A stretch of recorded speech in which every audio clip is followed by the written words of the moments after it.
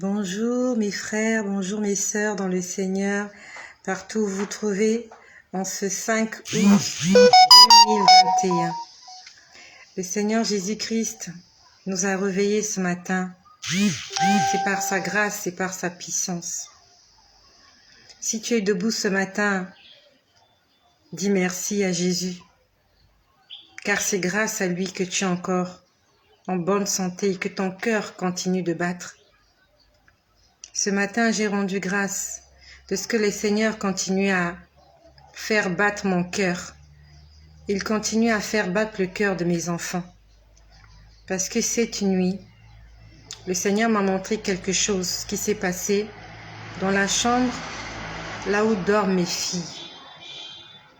Bonjour à rayon de soleil, bonsoir, bonsoir. Sois béni là où tu te trouves, rayon de soleil, que le Seigneur te fasse du bien.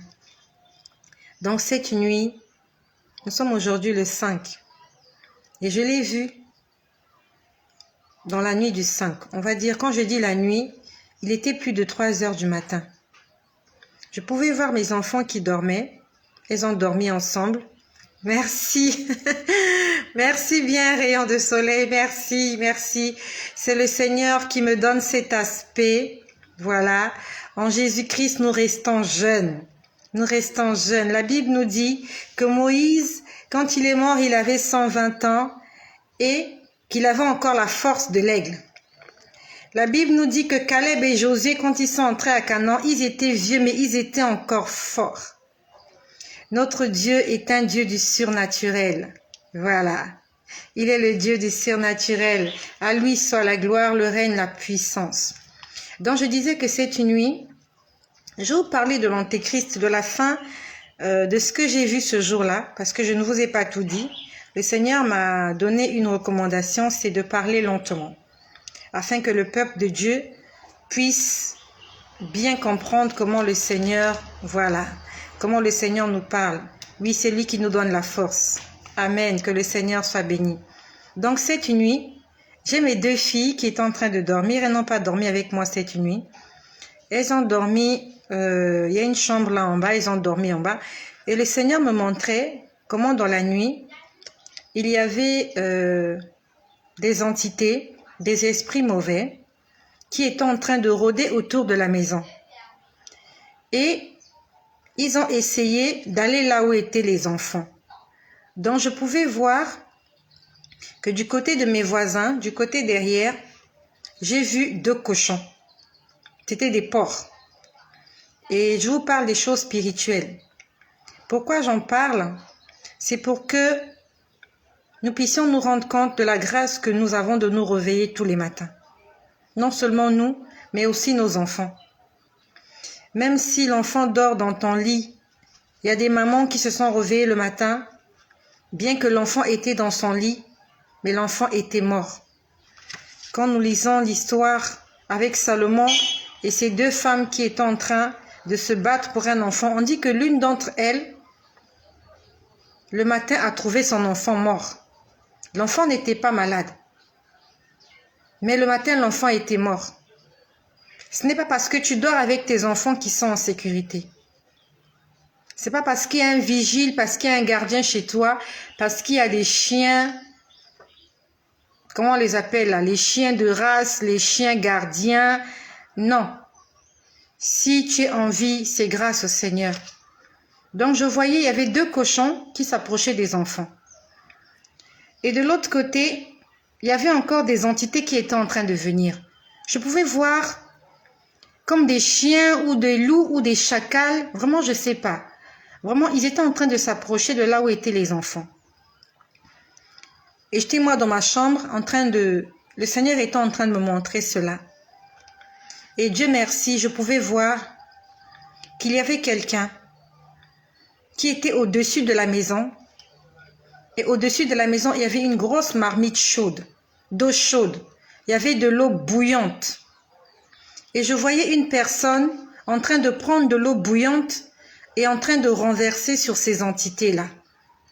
Il a renversé sur les porcs. Il y avait des porcs. C'était des cochons, des porcs. Ils étaient au nombre de 2. Je voyais quelqu'un prendre de l'eau chaude, renverser sur tous ces esprits qui essayaient de s'approcher là où étaient les enfants. J'ai vu le porc crier, les porcs. Ils ont crié, ils ont fui. La personne continue à renverser de l'eau. C'était de l'eau bien bouillante. L'eau était au-dessus de ma toiture. Je ne sais pas d'où venait cette eau. C'était une grosse casserole d'eau chaude qui était sur le toit de ma maison. Et sur le toit de la maison, il y avait quelqu'un. Cette personne était comme un gardien. Et je pouvais voir cette scène. Que sur la toiture de la maison, il y avait une grosse marmite avec de l'eau bouillante. Mais je n'ai pas vu le feu qui était en train de faire bouillir cette eau. Il n'y avait pas le feu. Il y avait que la grosse marmite d'eau. Et l'eau était très bouillante. Et il y avait quelqu'un sur la toiture. Je voyais les cochons venir. Ils sont venus au nombre de 2. Je ne sais pas si c'était un couple ou des amis. Mais vraiment, je vous parle des choses spirituelles. Ce ne sont pas des cochons charnels. Ce sont des cochons spirituels. Ce sont des esprits impurs. Ce sont des sorciers qui prennent l'apparence qu'ils veulent la nuit. On a renversé l'eau chaude sur les cochons. J'ai vu les cochons fuir. De l'autre côté, je voyais aussi d'autres personnes venir. On leur a renversé l'eau. Et à ceux qui étaient proches de la chambre et à ceux qui étaient loin de la chambre, on a renversé de l'eau chaude à tout le monde. Et je voyais ces entités en train de fuir. Ils étaient en train de fuir. Oh Seigneur, merci. Toi qui es une maman qui m'écoute, tu as encore envie, dis merci à Jésus. Parce que c'est lui qui veille sur les enfants quand nous dormons la nuit. Ça s'est passé cette nuit. Je suis montée au lit aux environs de 3 heures. Et j'ai vu ça après 3 heures. Entre 3 heures et 4 heures du matin. C'est ce qui s'est passé. Il y avait des choses bizarres, mauvaises, qui s'approchaient de ma maison. Et ils allaient là où étaient les enfants. Des créatures vulnérables. Prenons du temps dans la prière. Prenons du temps dans la prière avec les enfants. Combien de parents se sont réveillés ce matin, n'ont plus leurs enfants? Combien de bébés sont morts ce matin, 5 août 2021? Mais si toi et moi nous sommes encore vivants, rendons grâce au Seigneur. C'était juste une parenthèse. Donc j'aimerais revenir sur ce soir-là où le Seigneur m'a montré l'Antéchrist. Je vous ai parlé que c'est un homme à la peau blanche, que son prénom commence par C et que son nom commence par R. Il a un nom et un prénom comme toi et moi, mais il est le fils du diable. Il est celui-là qui va régner comme roi lorsque l'Église sera enlevée. Il est celui-là qui va torturer, qui va maltraiter, qui va persécuter les chrétiens. C'est pour ça que toi qui m'écoutes, si tu es un chrétien, si tu es une chrétienne, il ne faut pas que tu rates l'enlèvement. N'attends pas le deuxième tour. Parce que le deuxième tour, pour le gagner, il faudra payer au moyen de son sang. Tu devras obtenir le salut par la souffrance et la persécution. Alors que le premier tour, c'est juste par l'obéissance. C'est juste en restant obéissant au Seigneur que nous serons enlevés. Mais pour ceux qui vont rester, il faudrait que tu supportes la souffrance, que tu supportes la tribulation, que tu supportes la persécution. Ça sera une persécution horrible, telle que le monde n'a jamais connue. C'est pour ça, accrochons-nous au Seigneur Jésus. Ne ratons pas l'enlèvement. Ne dis pas, oui, après on verra. Non. Si aujourd'hui, alors que le Saint-Esprit est encore en œuvre dans l'Église, si tu n'arrives pas à supporter la souffrance, ce n'est pas quand le Saint-Esprit s'en ira que tu vas supporter la souffrance. La Bible nous dit que c'est lui le consolateur. Ça veut dire que quand nous passons des moments difficiles, c'est lui qui vient nous consoler. Et après le retour de Jésus, il n'y aura plus de consolateur. Il n'y aura plus de consolation. Les hommes seront livrés à leur triste sort. Il faudra de soi-même être fort, supporter la souffrance, supporter la douleur et ne pas renier Jésus. Ça sera quelque chose de difficile. Ça sera difficile de ne pas renier Jésus. Regarde combien de fois tu as renié Jésus pour rien du tout. Pour rien du tout. Pour des mèches que tu dois acheter, tu te vends aux enchères.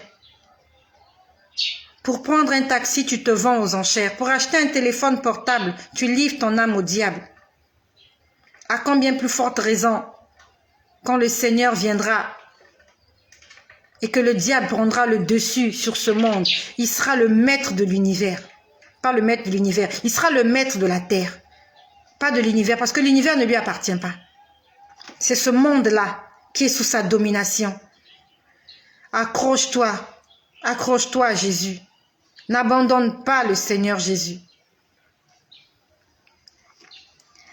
Alors, j'ai une question là de Didi Lola. Je vais répondre plus tard à cette question-là. Je répondrai plus tard. Je vais d'abord terminer ce que j'ai à vous dire au sujet de l'Antéchrist. Donc ce soir-là, je vous ai dit que j'ai vu un remue-ménage. Les gens étaient très affairés. C'était des esprits impurs en train de faire tout afin d'être prêts. Je vous ai dit que j'ai vu dans les airs deux forces. Sur ma droite, je pouvais voir avancer un dragon. Il y avait le dragon qui avançait. C'est comme un dragon qui volait. Et sur ma gauche, je voyais une force qui était en train de le repousser. Et pendant que cette force était en train de repousser le dragon, j'entendais du côté où venait la force, j'entendrais un bruit. C'était un bruit assourdissant. C'était un bruit de trompette. J'entendais des trompettes sonner. Et ces trompettes-là sonnaient comme si vous avez suivi des films, là où il y a des empereurs. Voilà, l'empereur. Quand l'empereur ou le roi s'apprête à sortir, il s'apprête à faire son entrée quelque part. Il y a des trompettes qui sonnent. Ça se passe vraiment dans les anciens films, comme dans les films de Sissi l'impératrice, vraiment dans les anciens films. Vous voyez, des gens qui sonnent la trompette pour annoncer l'arrivée de l'empereur, pour annoncer l'arrivée du roi. Point, point, point, point, point, point, point, point, point, point. Mais ça sonnait très fort. Comme dans les films romains, le son des trompettes, ça sonnait très fort. En fait, le son, quand j'ai entendu, ça annonçait l'arrivée, la sortie du roi. Il y a l'empereur, il y a le roi qui est en train de venir. Il y a le roi qui va bientôt faire son apparition. Et ces trompettes-là étaient en train d'annoncer sa sortie. Je n'ai pas vu le roi sortir, mais quand j'ai entendu le son des trompettes, ça m'a fait rappeler ces films-là qu'on voit à la télé, où on annonce l'arrivée de l'empereur, l'arrivée du roi. Avant que le roi ne sorte, il y a une annonce. Point, point, point, point, point, point, point, point, point, quelque chose comme ça. Mais c'était un son très fort. Quand j'ai entendu ça, j'avais l'impression que mes entrailles étaient en train de vibrer. J'avais l'impression que ce son-là entrait jusque dans mon corps. C'est incroyable. Vraiment, j'avais l'impression que, je sais pas, vous avez l'impression que vous allez exploser de quelque chose. Donc, il y a un mélange de sentiments et de joie et de peur. C'est un mélange de sentiments que je ne peux pas expliquer. Mais le son de ces trompettes-là pouvait faire vibrer mon intérieur. Mes tripes. Il y a quelque chose au fond de moi qui était en train de remuer, de bouger au son de la trompette. Je ne sais pas. Je ne sais pas quel sera le son de la trompette avant que Jésus ne vienne. Il y a une trompette finale. il y a une trompette qui va sonner pour annoncer le retour de Jésus. Mais actuellement, il y a plusieurs trompettes qui sont en train de sonner pour dire que le roi est en train de venir. Mais si tu entends le son de cette trompette, juste le son de la trompette, ça te révèle la grandeur de Dieu. Je ne sais pas comment je peux expliquer ça. Ça te révèle la puissance de Dieu. Ça te révèle la magnificence. En fait, quand tu entends cette trompette, tu te rends compte que tu es tellement petit. Tu es tellement insignifiant devant cette puissance. Tu es tellement impuissant devant cette grandeur. Arrêtons de faire l'orgueil. Arrêtons d'être orgueilleux, être orgueilleuse. Moi aussi, dans le temps, j'étais une femme orgueilleuse.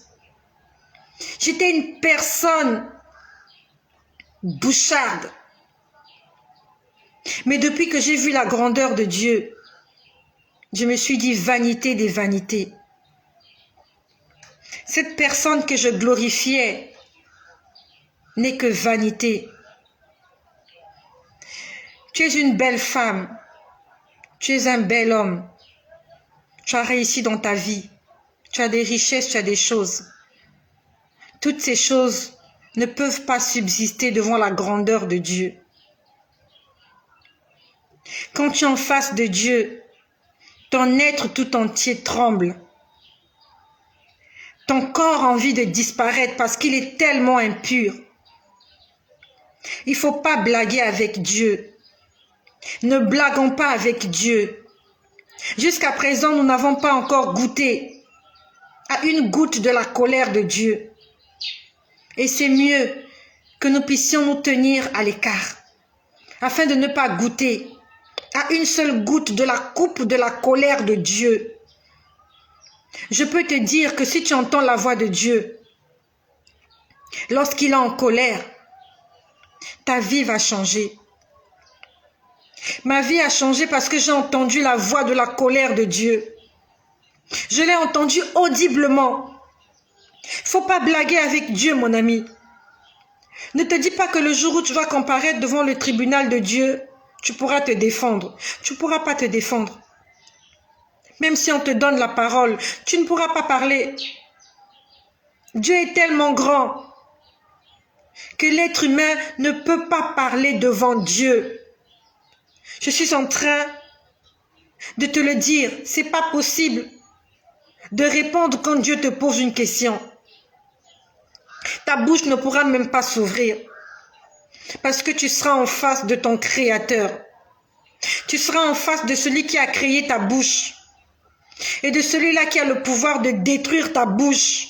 Non seulement ta bouche, il a le pouvoir de détruire tes yeux, ton nez. Il a le pouvoir de te rendre poussière, de que tu deviennes de la cendre. Tu vas sentir ça que la personne qui me parle là, si je blague avec, tu vas comprendre que si je blague avec lui, il va me réduire en néant. Nous sommes néants, nous ne sommes rien. L'homme n'est rien.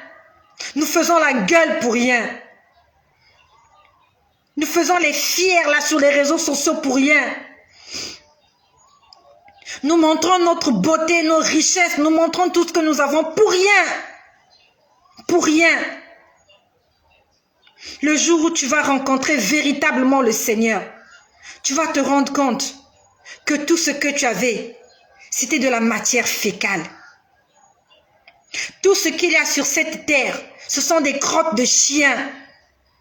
Les vêtements, les faux cheveux, les vrais cheveux, les bijoux, les chaussures, les sacs, les voitures, les maisons, les voyages. C'est-à-dire que tout ça, c'est la crotte de chien. Je suis désolée pour l'expression, mais tout ça, c'est de la crotte de chien. Et il y a beaucoup de personnes qui vont perdre leur salut à cause des crottes de chien.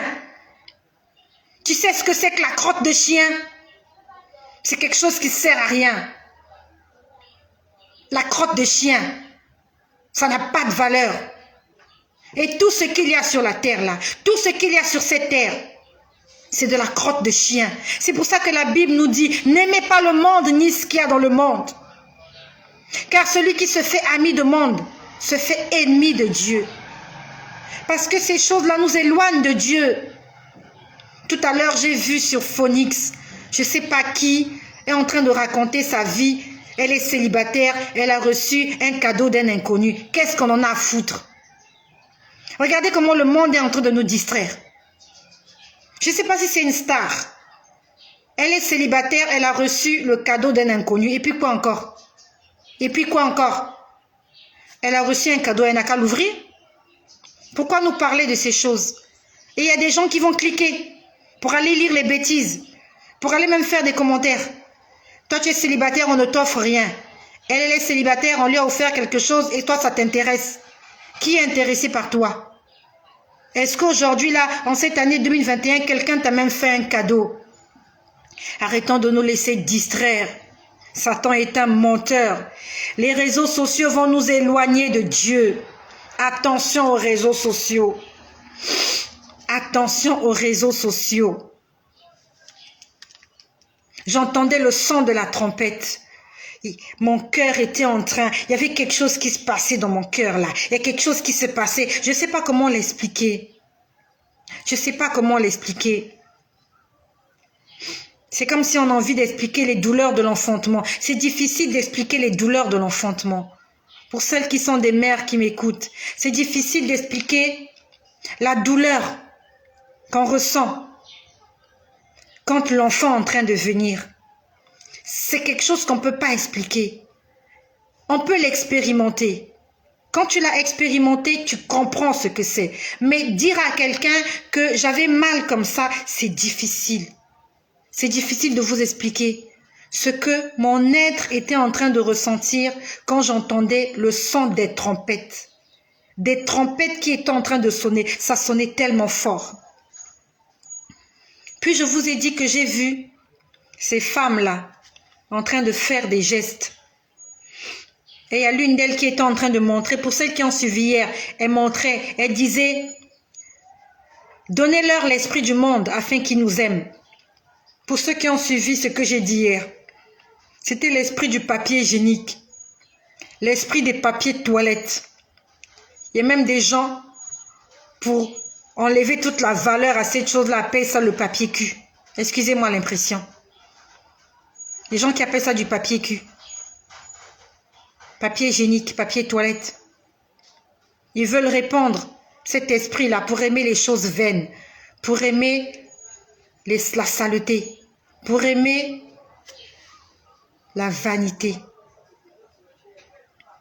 Puis après, pendant que ces femmes-là étaient en train de parler, non, cette femme, c'est une femme qui avait parlé. C'était la voix d'une femme. Pendant qu'elle parlait, j'ai vu un endroit. C'était un endroit sombre. Il n'y avait pas de lumière. Ça ressemblait à la lune. Ça ressemblait à la lune. Pourquoi je dis ça ressemblait à la lune? Nous avons vu des photos de la lune. Des images de la lune. Sur la lune, il n'y a pas de lumière. Sur la lune, il fait noir. Et ça ressemblait justement à cette planète qu'on appelle la lune. Je pouvais voir des pierres. Il n'y avait pas de maison. À perte de vue, il n'y avait rien. Vraiment, il n'y avait rien. Ça ressemblait à la lune. Il y avait juste une petite lueur qui me permettait de voir le paysage. Il n'y avait pas d'arbres. Je n'ai pas vu d'animaux. C'était un endroit silencieux. J'ai seulement vu une étendue de sable. L'endroit était sombre, noir, obscur. Une petite lueur. Et je pouvais voir que le sol était un peu rocailleux. Quand je dis rocailleux, je pouvais voir des pierres, quelques pierres. Ça se passe quelque part sur une planète là, où il n'y a rien. Satan n'a rien. Il n'y a rien. Satan n'a rien. Il n'a rien à te donner. Parce que là où j'ai vu cette planète, il n'y a pas de maison. J'ai pas vu de voiture. J'ai pas vu de route. J'ai pas vu d'arbres. J'ai pas vu d'animaux. Je n'ai vu que du sable à perte de vue, de la terre. Je voyais des pierres. L'endroit était obscur, éclairé avec une petite lumière seulement. Et à cet endroit, j'ai vu une grosse marmite. Il y avait une très grosse marmite, une grosse casserole. À l'intérieur de cette casserole, il y avait de l'eau. À l'intérieur de cette casserole, il y avait de la saleté. À l'intérieur de cette casserole, il y avait des débris. Et ils étaient en train de préparer ça comme une soupe. Je te laisse imaginer quand nos enfants jouent, nos petites filles, quand elles jouent là dans la cour, quand elles jouent à maman. Elle essaie d'imiter maman quand maman fait la cuisine. Moi, j'ai fait ça quand j'étais petite. Nous prenons des petites boîtes de tomates ou des petites boîtes de conserve. On mettait de l'eau à l'intérieur. On mettait du sable. On coupait des fleurs. On coupait des herbes. On mettait tout ce qu'on trouvait dans la cour. Je ne sais pas comment on appelle ça chez toi, mais moi, j'ai joué comme ça quand j'étais petite. Quand je jouais à maman, avec la poupée qui attendait la nourriture, je prendrais une petite boîte que maman avait jetée à la poubelle. Je prends cette boîte-là, je mettais de l'eau dedans et je mettais tout ce que je pouvais trouver dans la cour. Les fleurs, les feuilles, je coupais en petits morceaux. Ça ressemblait à ça qu'ils étaient en train de préparer. Ils étaient en train de préparer de la saleté dans une marmite. Et quand on prépare une nourriture, c'est pour donner cela à manger aux gens. Dans le monde des ténèbres, ils n'ont pas fini de nous montrer les couleurs. Le Covid, c'est pas encore fini. Moi, j'ai vu une marmite qui n'est pas encore entamée. Ils n'ont pas encore commencé à servir ce qu'il y a dans cette marmite-là. C'est de l'eau sale. C'est comme s'ils sont allés puiser ça dans des fosses septiques. C'est comme s'ils sont allés prendre ça dans des lagunes, là où il y a la saleté. Une grosse marmite avec tout ce qu'il y a d'impur à l'intérieur. Ils sont en train de préparer ça pour donner ça à manger et à boire aux hommes sur la terre, pour que les hommes meurent. C'est pas encore terminé. L'année dernière, quand le Covid est apparu, tout le monde priait. On voyait les gens sur les réseaux sociaux à genoux, même dans la rue, en train de prier, en train de demander de l'aide au Seigneur, en train de demander pardon au Seigneur. Où est partie cette foi? Aujourd'hui, les gens ne prient plus. Quand le Covid était en train de frapper en 2020, on montait partout sur les réseaux sociaux. Voilà, en Italie, les gens se sont mis dans la rue, en train de prier. Voilà, aux États-Unis, les gens dans leurs immeubles, alors qu'ils sont confinés, ils sont en train de chanter les louanges. Voilà, en Chine, voilà ce qui se passe. Pourquoi il n'y a plus ces images? Pourquoi les gens ne prient plus? On s'est habitué au Covid. Continuons à prier, c'est pas encore terminé. L'année dernière, tout le monde priait. Sur les réseaux sociaux, tout le monde parlait de Covid. Répondez-vous, c'est la fin des temps. Covid, Covid. Aujourd'hui, on ne parle plus de Jésus, on parle du vaccin. Aujourd'hui, Jésus n'est plus la solution au Covid. Maintenant, c'est le vaccin. Vaccin Johnson Johnson. Vaccin je sais pas quoi. Vaccin je sais pas qui. Vaccin je sais pas quoi. Où est parti le nom de Jésus? Pourquoi nous cherchons seulement le Seigneur quand les moments sont difficiles? Le Covid est passé, tu n'es pas mort, tu as oublié Jésus. L'année dernière, pendant le confinement, rappelle-toi comment tu priais. Rappelle-toi comment tu jeûnais pour être en vie. Tu priais pour ta famille, pour tes enfants, tu priais pour la nation. Aujourd'hui, pourquoi tu ne pries plus? Parce que tu as entendu parler du vaccin. C'est pas terminé. J'ai vu une marmite pleine de saleté, pleine de débris, pleine de déchets à l'intérieur. Et ils vont l'envoyer sur Terre. Ils sont en train de le faire quelque part là sur une planète. Je ne sais pas comment on appelle cette planète. Cette planète ressemble à la Lune. Il n'y a rien là-bas. Il n'y a pas de vie. Il n'y a rien du tout. Il n'y a rien du tout. Et quand ils auront fini, les esprits ne mangent pas. Les esprits ne boivent pas de l'eau.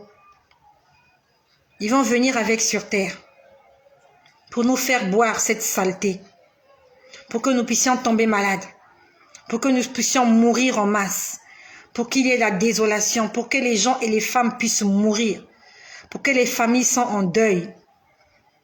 La Bible nous dit, veillez et priez.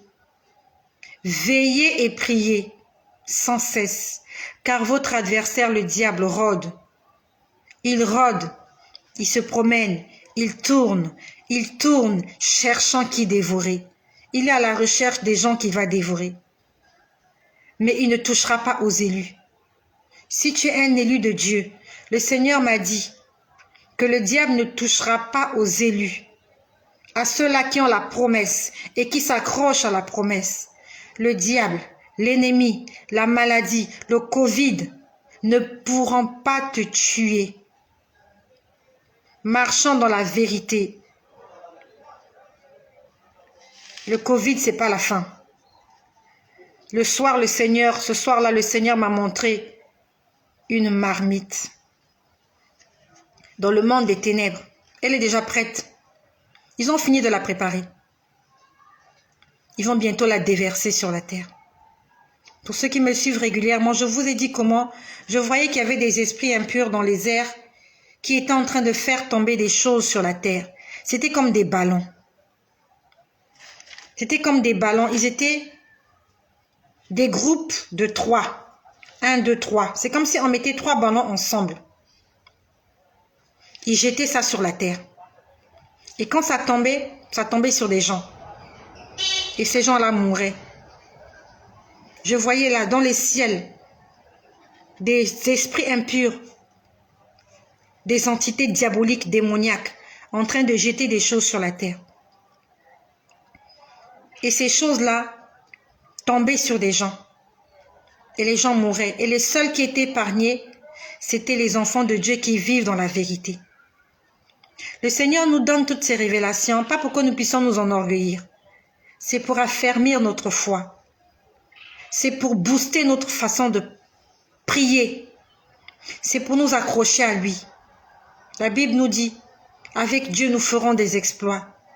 La Bible nous dit, celui qui repose sous l'abri du Très-Haut repose à l'ombre du Tout-Puissant. Si tu restes sous l'ombre du Seigneur, tu seras dans le repos. Aucun malheur ne t'arrivera.